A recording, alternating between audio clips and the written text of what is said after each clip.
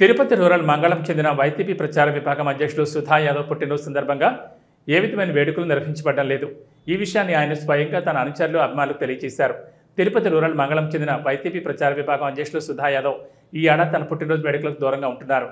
తనకెంతో ఆప్తుడిగా ఆదర్శ నాయకుడిగా భావించి చెవిరెడ్డి భాస్కర్ రెడ్డి ప్రస్తుతం అక్రమ మద్యం కేసులో అరెస్ట్ అయి జైలు శిక్ష అనుభవిస్తున్నందున ఈ పరిస్థితిలో పుట్టినరోజు వేడుకలు నిర్వహించడం తగదని భావించినట్లు సుధా యాదవ్ తెలిపారు. తన నాయకుడు కష్టాల్లో ఉన్న వేళ తన పుట్టినరోజు జరుపుకోవడం సరికాదని భావించి ఈ ఏడాది అన్ని కార్యక్రమాలను రద్దు చేస్తున్నట్లు ఆయన ప్రకటించారు. ఈ నిర్ణయానికి తన అనుచరులు అభిమానులు సహకరించాలని విజ్ఞప్తి చేశారు.